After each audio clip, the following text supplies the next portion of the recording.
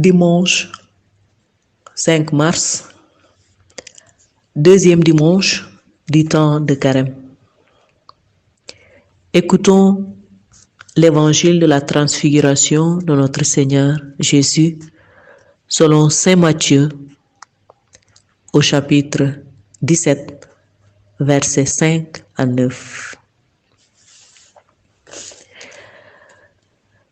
Jésus prend avec lui Pierre, Jacques et Jean, son frère, et il les amène à l'écart sur une haute montagne. Il fut transfiguré devant eux. Son visage devint brillant comme le soleil et ses vêtements blancs comme la lumière. Voici que leur apparurent Moïse et Élie. Ils s'entretenaient avec lui. Pierre alors prit la parole et dit à Jésus: « Seigneur, il est heureux que nous soyons ici. Si tu le veux, je vais dresser ici 3 tentes, une pour toi, une pour Moïse et une pour Élie. » Il parlait encore lorsqu'une voix lumineuse les couvrit de son ombre. Et de la nuée, une voix disait: « Celui-ci est mon fils bien-aimé, en qui j'ai mis tout mon amour.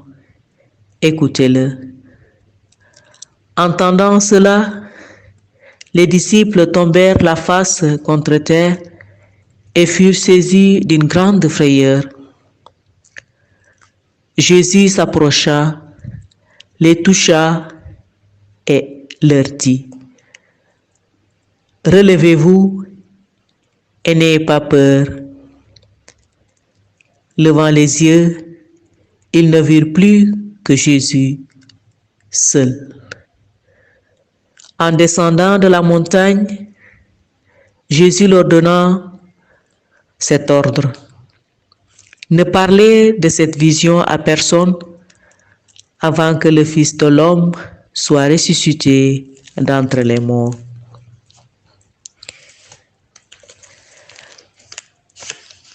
L'évangile de la transfiguration annonce pour moi la lumière du Christ ressuscité. Le Christ dans toute sa splendeur. Et les ancêtres, Moïse et Élie, témoignent comme messagers du ciel. Si cette parole m'est proposée en ce deuxième dimanche de Carême, temps propice de conversion, de transformation, de renouvellement, c'est pour que je me laisse illuminer par le Seigneur, éclairé par lui. À travers cette lumière du Christ qui m'est proposée gratuitement. Et la réponse de Pierre l'illustre parfaitement. Dressons 3 tentes. Oui, des tentes ou une tente, parce que dès que je reçois cette lumière, ma joie ou mon bonheur est aussi grand que je n'ai plus envie de partir, de m'éloigner de Jésus. Et guidé par cette lumière, envahi par cette lumière, je n'ai d'autre besoin que de rester là avec lui. Au Fils bien-aimé du Père, qui témoigne lui-même. T'écouter, c'est au quotidien, à travers la parole, dans la méditation, dans ta contemplation, pour entendre et comprendre ce que tu attends de moi.